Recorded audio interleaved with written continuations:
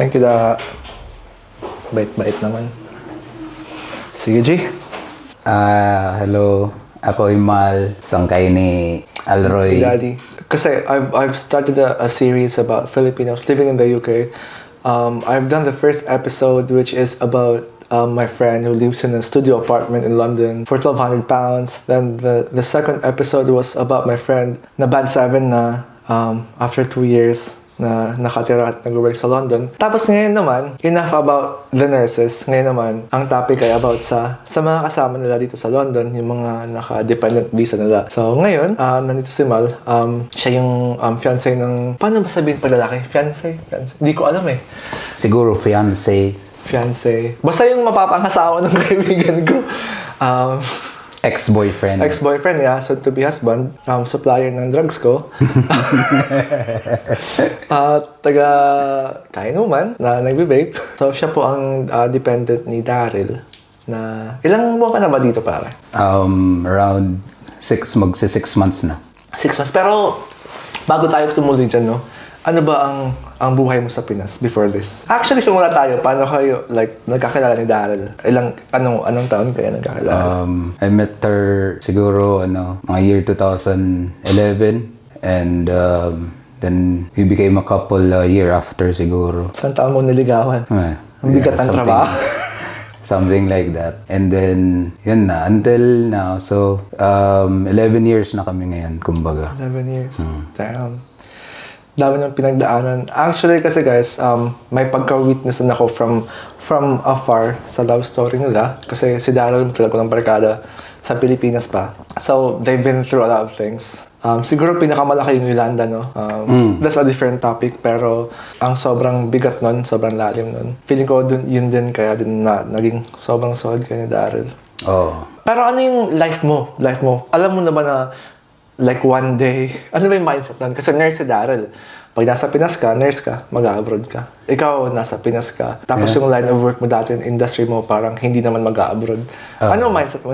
Paano ba iniisip mo na? Wala naman. I didn't think of ever stepping in another country. So, I always thought na I'd just been in the Philippines. Yeah, I had a girlfriend ko was a nurse. I mean, she is a nurse, but never really thought about it na magpaplano siyang mag-abroad and sasama ako. I mean, you would talk about it na she's gonna go siguro, abroad, but I never thought na sasama I'd be going with her. So, until... So, parang sa time na yun, iniisip mo lang yung ngayon lang muna. Parang wala pa. Whatever comes lang. Ganun. Yeah. Yun lang. And considering siguro economy and yung mga needs ng families, especially yung circuit ng family namin, ganyan. So, and Daryl's family as well. Pero iba yung ano mo iba yung buhay mo dati sa Pinas, sa buhay mo ngayon. Ano ba yung, siguro let's start with, ano ba lifestyle mo sa Pinas before here? Yeah. Ano yung source of income mo? Syempre, malaking part yun. Yeah, sa Pilipinas, yung last ko na trabaho sa restaurant, siguro mga 4 years ako dun sa restaurant. Anong trabaho mo sa restaurant? Kahit parang all around, yan. From handling customers up to handling the payroll, mga ganun. Managing the business, basically. And something like that, yeah. Kasi feeling ko nalasing na ako sa restaurant na yun. Yeah, marami siguro kayo na nakapunta na rin doon. Kasi, I think, nung time na yun, one of the biggest resto, not only for food, pang night out din nung that time na yun, So, kung ikukumpara mo naman, kasi eto kasi yung kwento Sobrang daming naka-dependent visa. Alam mo yung kwento na may ginagawa sila sa Pinas na probably they're most likely earning more there actually. Tapos papunta sila dito and they're gonna do something else. I'm talking about the sacrifice that you have to do. Tapos, ano ba yung mindset nun? Kasi hindi ko kasi makita yung sarili ko na kung mayaman na, I mean, not mayaman entirely, pero if I'm doing well sa Pinas, and I know I'm gonna go to the UK, and I'm gonna do something like... Do a different job. Oo. na hindi naman yun yung gusto kong ginagawa. Paano ba? Ano ba iniisip mo nun? I was thinking of pursuing my review and eventually taking up The bar. exams. Yeah, the bar exams. Kasi sa hindi nakakaalam, background na lang muna, no? Para alam nilang context. yeah, Ako na sorry. mag-review. No? Ano man tawag sa graduate ng law? Hindi ko alam. Basta may letters pa, LLB something or iba. Basta ganun. So, nag-law siya. Law graduate. Law grad siya. Tapos magbabar, prepare. Pero ang tagal, ang haba ata ng review process and all. And it also requires certain amount of cash and or finances. Kailangan Kasi mag-review talaga kayo. Medyo expensive siya. So, yeah. I was planning on doing that. Siguro, saving up while I was working. Siguro, sa back of my mind din, I was thinking about yung plano ni ex-girlfriend ko na to move out and work abroad. So, Sino ba ex-girlfriend yun? si Daryl. So, yeah, when she asked me if I would be interested to come with her to... Paano niya pa tinanong sa'yo? Parang ka-level ng wedding proposal yun eh. Na, wait, punta akong sama ka ba? Di naman. Parang in passing lang siya na napapag-usapan na what if ma-accept ako sa ganitong applyan ko abroad? Do you think, sasama ka or do you think you can see yourself living with me in that country, parang ganyan. Kasi parang make or break yun, no? Kasi pag hindi ka pumayag, natural, that's the end of it. Kasi maghihiwalay talaga. Was it a possibility kung ano ba? Kung hindi ako sumama? Kung hindi ka pumayag, yeah. Yeah, I guess. But I never really thought about it. But I mean, ano pa ang purpose ng relationship if you're not gonna eventually be together at some point? Yeah. Pwede din naman mag-abroad and your other half stays in the Philippines. But I don't think it's good thing kung pangmatagalan, kung ilang years, because as far as sa mga narinig ko siguro or from what I've seen with siguro people I know and friends of my friends. Yeah. Medyo nagiging shaky or eventually naghihiwalay din eh. Yeah. I've seen people, Even couples. married people. Yeah, I've seen couples sa Facebook na naghihiwalay din. I even personally know someone. Anyway. You really want to go there because I asked her if, are you really sure you want to pursue this? Parang dream kasi niya eh. Yeah. Na to go abroad, particularly in London. So, yun, when I asked her, are you really sure about this? And sabi niya, I want to work kanyan in London. So, sabi ko naman, yeah, kasi she asked also nga, masasama ka if I work there? So I said na, yeah, if that's what you want, then wala kang choice. Parang ganun na rin. Parang hindi naman sa walang choice. I choose to be with her. So, whatever she plans to do, I follow. Kasi ang nakikita ko, pag may dependent, parang may isa sa inyo yung magsasacrifice ng something. Kasi you have your own life. Meron siyang buhay. So, ikaw yung nangyari nagko-compromise ka for her. Basically. Kasi may buhay ka dun eh. Pinili mo yung gusto niya to support her here. I think. Yeah. Kasi may ginagawa ka rin sa Pinas eh. Naghahanap buhay ka, may business and whatnot. Eto, may time ba na feeling mo, you could have said na stay here, tapos parang ikaw na yung bahala. Ganun. Yeah. Typical din naman sa Filipinos na lalaki ang will be the provider for the family. But then again, sinabi din naman niya na it's her dream to come. So it was also somehow a dream for me to pursue my career as a lawyer sa Pinas. Yeah, eventually. But kinumpare ko yung self ko to her persistence or parang yung gustong-gusto niya talaga ba na magpunta ng ibang bansa and mag-work. Yeah. So, compared sa enthusiasm, sa passion ko na maging lawyer. Oh, yeah.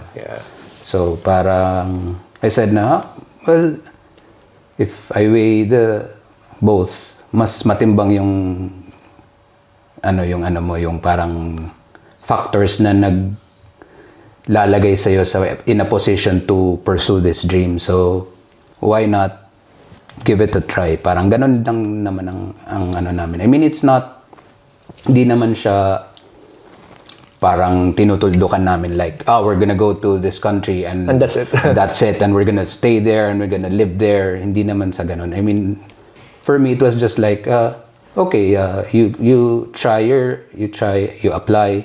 If you get accepted, you go. And then I will apply. And then if I get accepted, I can come as well. Yeah. So, yeah, it's eventually what happened.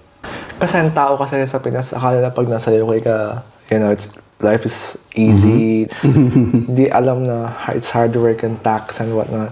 Ano ba, anong pressure ba dun pagdating mo na, oh my God, I need to contribute sa buhay, sa life and yeah, when I first arrived, di ko pa siya masyadong inisip kasi parang tourist mode ka pa ata nun, first week, ganun. Yeah, I guess. And yung focus ko parang si Daryl muna. Si Daryl lang muna. And I won't think of anything ilang else buwan yet. kayo hindi taon din ba? Nagtaon din ba? Hindi naman. Yeah, more than a year. More than a year din. So, yeah. So, focus muna ako dun. And then, sabi din naman niya na, settle in and then get comfortable first. Learn how to commute. Pare, basa talaga. So I did that and parang tinor din niya ako with her friends, you guys. London starter pack. Yes, thank you for that. And then, I started applying siguro, I think, a month after I arrived. How difficult was it to get a job here? I think it took me around a week or two. Ang bilis lang din. Before Parang ang bilis lang din, no? Or ano ba? Madami bang rejections noon? Yeah, marami din kasi I applied to like a lot of different kinds of jobs lang na I didn't really have a particular sabihin natin industry na gustong pasukan. Parang mapili ka ba? Paano ba? Sabi mo na ito yung gusto kong trabaho or chinek mo anong available? Which is which? Ano ba? Yeah, I mean everybody has their own preference. But in my case, I applied for what I preferred and at the same time, nag-apply din ako sa kahit anong job na available lang na makikita ko in this certain app. Yeah. So that's what I did and I don't know if it's unfortunate or fortunate but yung preferred ko na pinang-applyan, puro ako hindi tinanggap. So there was this one job that I applied for. Ang in-apply ko sa kanya was like the pinakamababang position na kasi it was the only available na job at that particular shop siya. So yun and then after a few days yata tumawag yung in-applyan ko and then nagpa-interview and parang konting hands-on. So, yeah, yun. Ay, anong hands-on? Pinag-try lang kayo or tinest kayo? Pinag-try kayo? Pinag-experience muna kayo? Sinalang kami sa actual job? Actual job, With pay ba yan?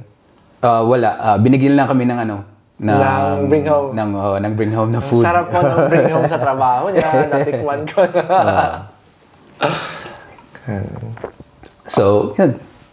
What do you think about the pay? Of the job? You don't have to give us the details. Like, I didn't really think of much of the pay because wala akong baseline. So, wala akong mapagkukumpirahan. Tama. So, first job mo yun. Yeah, so it's my first job. Tapos, I didn't even know kung ano ang applicable ba ang like parehas ba siya sa laws ng Philippines, like sa labor laws ng Philippines and here. So parang wala lang kung sample mga holiday pay, mga ganyan. I didn't Di mo pa I didn't know, or I still don't know if meron yun dito, because sa current job ko, yung first job ko, parang wala naman parang I just get paid for every hour na nire-render ko, ganun lang. Nung bank holiday ba nag-duty ka? I've been scheduled din sa shifts na may mga holidays, pero So, nakita mo na enhancement or? walang ganun parang same rate man lang siya. So, Interesting. yeah, I don't know. Or maybe because yung work ko din is part-time lang. So, Sa bagay baka. so I'm not working full-time. I applied as a team member. A team member in the bakery is parang nasa isip ko is like an assistant, like tigalinis ng tigakuha ng whatever, Tigas. tiga dala ng kung ano-ano sa ano, Porter. like if the baker wants something, and Parang runner, no? Oh, parang ganun. So that was what I was applying for. And then nung binigay sa akin yung contract ng manager, sabi niya, you're hired na. Sabi ko, okay, thank you. Then umuwi na ako. And then yung assignment kasi niya sa akin was in the kitchen. Yung kitchen ng bakery namin is in front of the customers. So doon kami yung trial shift na first parang interview, kasama siya. So sabi ko, okay. So okay to kasi kasi I had wala naman akong idea sa baking. So, okay lang to for experience. Maybe I'll learn something doing this job. Tapos nung tinignan ko yung contract ko, nakasulat doon, bakery chef. Tapos parang, Chef ka pala. Hindi man to yung in-applyan ko. I applied for as a team member, parang as an assistant of the bakery chef, ganun. Pero yun ang binigay sa akin. So parang, okay.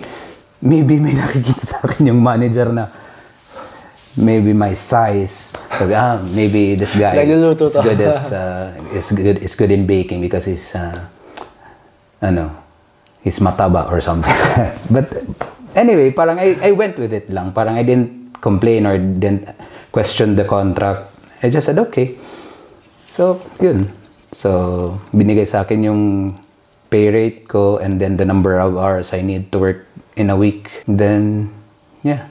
Until now, that's what I've been doing. I mean, I sometimes get extra shifts if people go on holidays, yung ibang tao. Overtime? Parang overtime? Parang extra shift to. Parang ganun. Iba yung rate or pareho lang? Same lang. Because I get paid this rate, sabihin natin piso yung pay ko per hour. Kung mag-work ako ng 8 hours, I get 8 pesos. If mag-work ako ng 9 hours, I get 9 pesos. Parang ganun talaga. lang. Okay. If I work 3 days, ganun lang din. Yung computation niya is per hour. Walang mga extra 20% pag ganitong holiday or extra whatever kung overtime, parang walang ganun. Ito tanong ko, bilang comparing sa dati mong source of income sa Pinas tsaka dito, may struggle ka bang tanggapin, na you were a boss basically sa Pinas, then dito you do these jobs. May ganun bang problema? May struggle? May struggle ako sa Mentally sa parang sabihin natin sa hierarchy ng ganun. I guess wala naman masyado because I think naman na I can adapt, like pwede din naman akong maging worker, pwede din naman akong maging leader. Depende lang kung saan ako kailangan siguro. So, it wasn't really a struggle as I see it na somebody's telling me what to do or somebody's bossing me around. Hindi naman. Wala naman akong ganun na experience so far. So far in this job. Ngayon, I ilang like months ka na dito ngayon? Ano? Ilang months ka na dito ngayon? 6 months na. 6 So far, months may is April, yeah. So far, may regret ka ba? No regrets. No regrets! Like 5 years from now, feeling mo ba andito pa kayo? Baka umuwi? Or nasa US?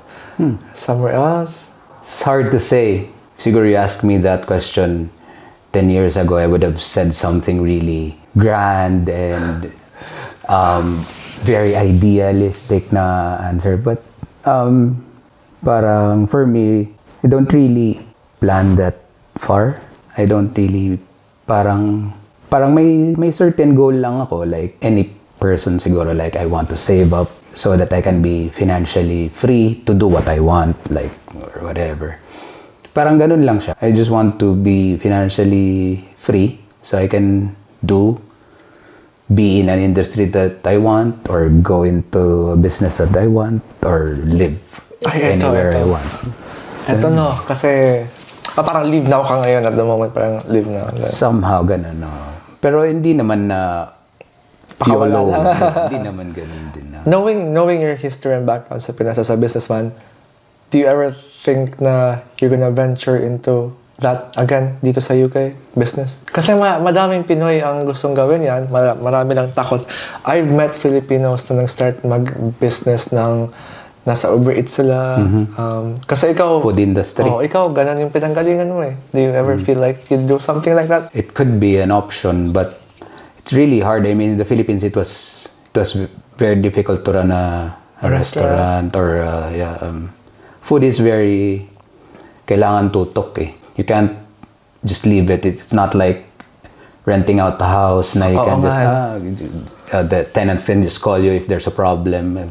So food, kailangan you're always there. You wake up early and everything, and then you clean. Then you have to be really clean so that yung standards medyo mataas ang standards, especially here in the UK. So it's an industry that I know. So probably. Yeah. In 5 years, or you don't know? I'm not sure. Would you ever know? We don't even know what will happen next year. Ganun no, pag madami ka ng pinagdaanan, ano ka na, realistic ka na, I don't know.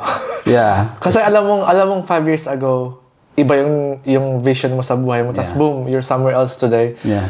That opens your eyes. So now I'm just keeping like parang conservative lang yung calculations natin at this moment, considering sa nangyayari sa world siguro.